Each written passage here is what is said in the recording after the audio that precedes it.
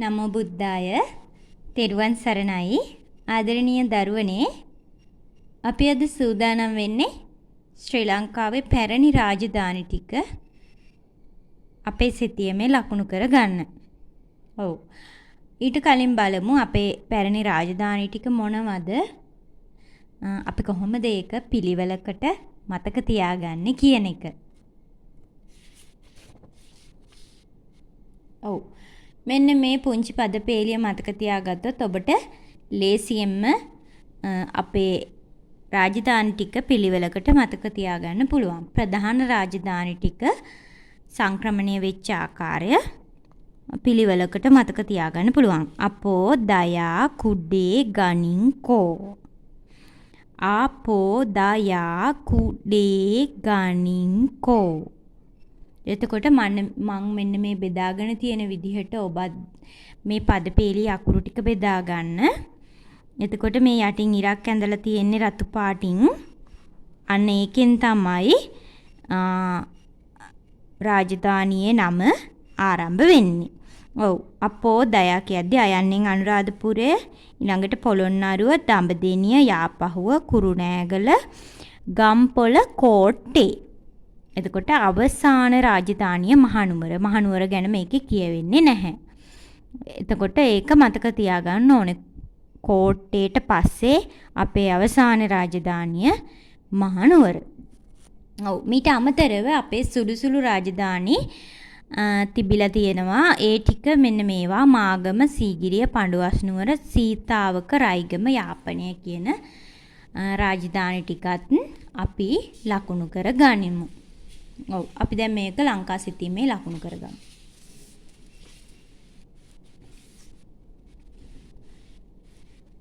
මේ රාජධානි තියෙන ස්ථානත් අපි ගංගා ඔස්සේම හඳුනා ගන්න බලමු.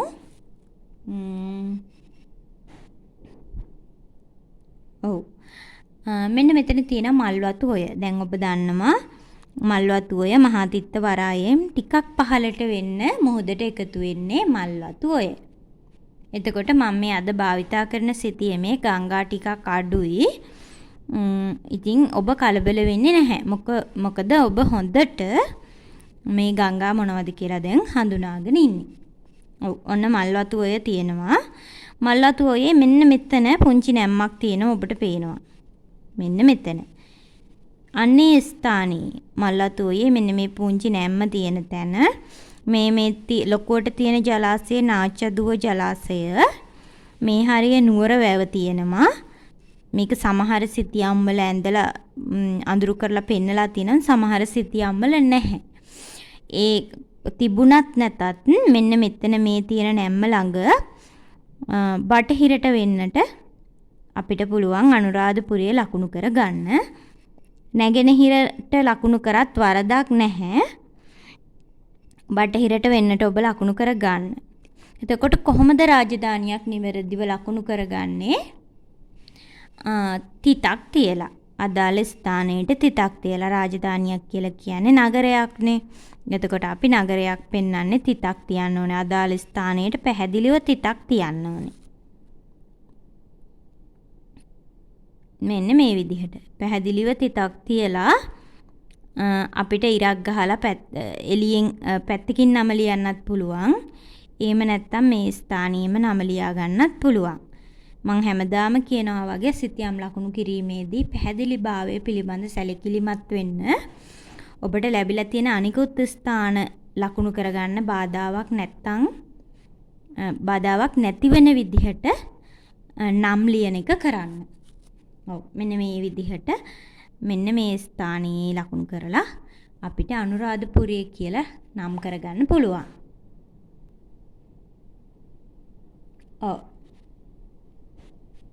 ඊළඟ රාජධානිය අපේ පොළොන්නරුව. අපේ දෙවෙනි රාජධානිය. මොන අනුරාධපුරය කියන්නේ පළවෙනි රාජධානිය. ඒ වගේම දීර්ඝතම කාලයක් ලංකාවේ පැවතිච්ච රාජධානිය. ආරම්භක පාලකයා පණ්ඩුකාභය රජතුමා. ඔව්. ඊළඟට රාජධානිය යනවා පොළොන්නරුවට. පොළොන්නරුව මෙන්න මේ අඹන් ගංගාව මහවැලි ගංගාවට එකතු වෙන ස්ථානය. මේ අබන් ගඟ කියන අතු ශාඛාව මහවැලි ගංගාවට එකතු වන ස්ථානයේ පරාක්‍රම සමුද්‍රයට නැගෙනහිර දෙසින් පොළොන්නරුව ලකුණු කරගන්න පුළුවන්. අපේ දෙවනි රාජධානිය මහා විජයබාහු රජතුමා ආරම්භ කරපු.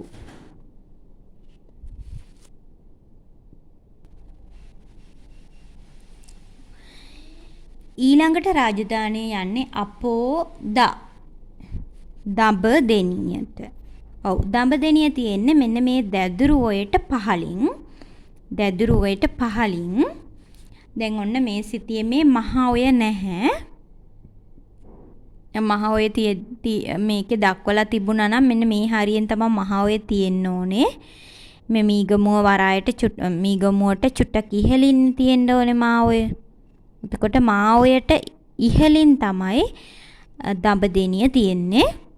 එතකොට හලාවතටත් දැන් මේ සිටියේ මේ පැහැදිලිව පේන්නේ ඒක හලාවතටත් මීගමුවටත් හරි මැදින් වගේ රට අභ්‍යන්තරයට වෙන්න මහා ඔයට උඩින් දඹදෙණිය ලකුණු කරගන්න. කොහොමද? හලාවතටත් මීගමුවටත් හරි මැද්දට වෙන්න වගේ රට අභ්‍යන්තරයේ ලකුණු කරගන්න දඹදෙණිය. ඊළඟට දයා කියද්දී යාපහුව තියෙන්නේ දදුරුවයට ඉහළින් මෙන්න මේ සිටියේ මේ මීඔය දක්වලා තියෙනවා. එතකොට මීඔයට පහළින් වෙන්න ඕනේ. මීඔයට පහළින් දදුරුවයට ඉහළින් සාමාන්‍ය මීඔය ආරම්භ වන ස්ථානයේ ඉඳලා ටිකක් මේ එන්න ඕනේ බටහිර පැත්තට. එහෙම නැත්නම් දැදුරුවය ආරම්භ වන ස්ථානයේ ඉඳලා ටිකක් බටහිර පැත්තට එන්න ඕනේ. එහෙම මතක තියාගන්න. මොකද මීඔය ඔබට ලැබෙන සිතියමේ නැති වුණොත් ඔබට පැටලෙන්න ඉඩ තියෙනවා. දැදුරුවය ආරම්භ වන ස්ථානයේ ඉඳලා මදක් බටහිර පැත්තට එන්න මෙන්න මේ ස්ථානීය වගේ යාපහුව ලකුණු කරගන්න පුළුවන් අපට.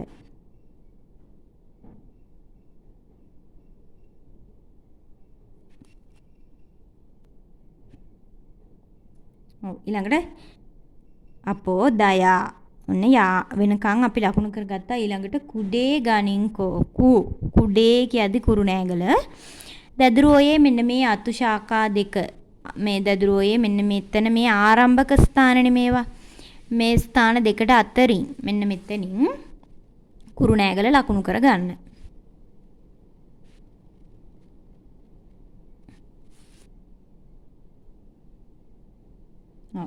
ඊළඟට ගණින්කෝ කියද්දී ගම්පොළ. එතකොට ඔන්න මහවැලි ගංගාව උතුරට ගලාගෙන යනවා. ගිහින් මෙන්න මෙතනින් නැගෙනහිර පැත්තට හැරෙනවා. අන්නේ නැම්මේ ඉඳලා පහළට චුට්ටක් එනකොට පල්ලෙහාට එනකොට මේ ගංගාවේ බටහිර පැත්තෙන් මෙන්න මෙතනින් තේරුණාද? මේ මහවැලි ගංගාව ඔන්න උතුරට ගලාගෙන ගිහින් නැගෙනහිර පැත්තට මෙහෙම හැරෙනවා. මෙතන හැරෙන ස්ථානයක් තියෙනවා. ඒ ස්ථානයෙන් පහළට එන්න ඕනේ ටිකක්.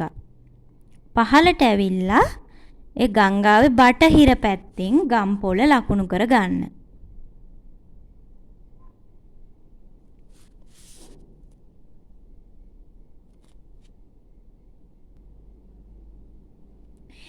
ඊළඟට කෝට්ටේ ගණින් කෝට්ටේ මෙන්න කැලණි ගඟ තියෙනවා. මෙන්න මේ මීගමුව මෙන්න මේ තියෙන කඩතොල්ල මීගමුවට පල්ලෙහින් මෙන්න මේ එතන තියෙනවා චූටි පොඩි හැරවුම් පොඩි මේ කොටසක්. අන්න එතන අපි දන්නවා කොළඹ. එතනින් තමයි කැලණි ගංගාව මුහුදට එකතු වෙන්නේ. එතකොට අන්න ඒ ස්ථානයේ දැන් මෙන්න මේ ස්ථානයේ කැලණි ගඟට ඉහළින් මුහුද අයිනට වෙන්න ලකුණු කරොත් ඒක කැලණිය.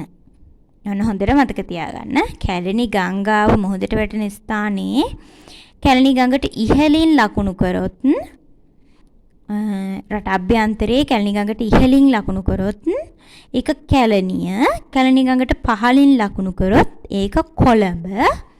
එතකොට කොළඹට චුට්ටක් නැගෙනහිර පැත්තට වෙන්න කැලණි ගංගාවේ පහළින් තමයි කෝට්ටේ ලකුණු කරගන්න ඕනේ. මෙන්න මේ ස්ථානේ. කැලණි ගංගාව මුහුදට වැටෙන ස්ථානයේ මදක් නැගෙනහිරට වෙන්න කැලණි ගඟට පහළින් තමයි කෝට්ටේ ලකුණු කරගත යුත්තේ. ඔව්. ඊළඟට කෝට්ටේ ගණින් කෝ එතනින් ඉවරයි පදපේලිය. ඊට පස්සේ අපි මතක තියාගන්න ඕනේ අපේ අවසාන රාජධානිය මහනුවර. මහනුවර මහවැලි ගංගාව මෙහෙම උතුරට ගලාගෙන ගිහින් නැගෙනහිරට හැරෙන ස්ථානයේ මෙන්න මේ මැද ලකුණු කරගන්න. මහනුවර.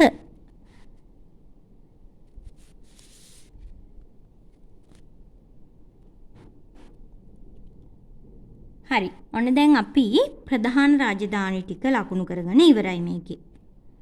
ඔබට දැන් පේනවා. අනුරාධපුරය, පොළොන්නරුව, දඹදෙණිය, යාපහුව, කුරුණෑගල, ගම්පොළ, කෝට්ටේ, මහනුවර. ওই විදිහට තමයි අනුපිළිවෙලට යන්නේ. එතකොට පොළොන්නරුවට පුලතිසිපුර කියලාත් කියනවා. එතකොට යාපහුවට යසපව්ව කියලා කියනවා. සුබ පබ්බත කියලා කියනවා. එතකොට මහනුවරට සෙන්කඩගල කන්ද උඩරට රාජධානිය ඔන්න ඔය නම් වලිනුත් හඳුන්වනවා. ඒවත් මතක තියාගන්න. ඔව් ඊළඟට අපි බලමු සෙසු රාජධානි ටික කොහොමද ලකුණු කරගන්නේ කියලා. ඔව්. මාගම රාජධානිය මාගම කියලා කියන්නේ සතුරු උවදුරු ලංකාවට බලපාපු අවස්ථාවේ අපේ රජ පෙළපත ආරක්ෂා කරගත්ත රාජධානියක්. ඉතින් කිරිඳිඔයේ මුහුදට වැටෙන ස්ථානයේ මදක් ඉහළින් කිරිඳිඔයට බටහිර පැත්තෙන් මෙන්න මේ විදිහට මාගම රාජධානිය ලකුණු කරගන්න පුළුවන්.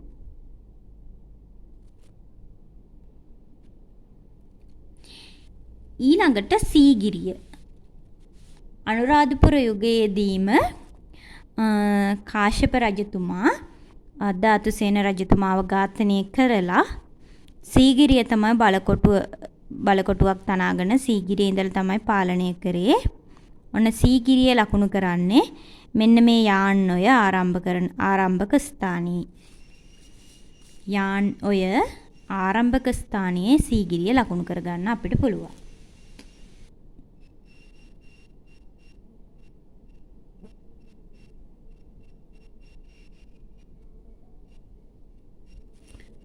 ඔව් ඔන්න සීගිරිය යාන්නොය ආරම්භ වන ස්ථානයේ අපිට සීගිරිය ලකුණු කරගන්න පුළුවන්.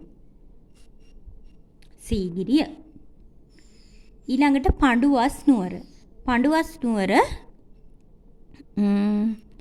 මෙන්න මේ ස්ථානයේ මේ දැදුරුවයේ මෙන්න මෙතන මේ පහළ අතුගංගාවේ මැද්දට වෙන්න. මේ පල්ලෙහා තියෙන අතුගංගාවේ මැද්දට වෙන්න පඬුවස් නුවර ලකුණු කරගන්න.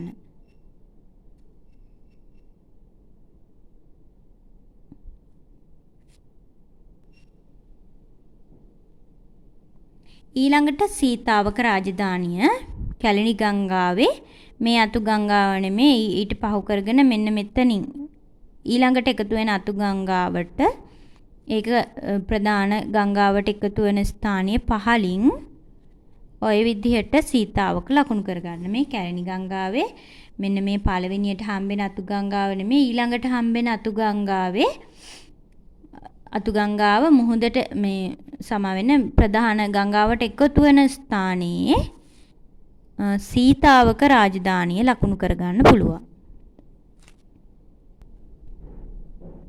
ඊළඟට රයිගම කළු ගංගාවට ඉහළින් මෙන්න මේ ස්ථානයේ. කළු ගඟේ මෙන්න මේ නැම්මක් වගේ තියෙන්නේ ඔබට පේනවා. ඒකට කෙලින් ඉහළින් ටිකක් ඉහළින් රයිගම ලකුණු කරගන්න. ඔව්. ඊළඟට අවසානයේ අපිට පුළුවන් යාපනය ලකුණු කරගන්න මෙන්න මේ ස්ථානයේ.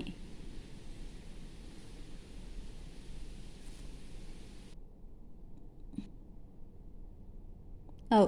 ওই විදිහට අපිට පුළුවන් අපේ පැරණි රාජධානි ටික ලකුණු කරගන්න.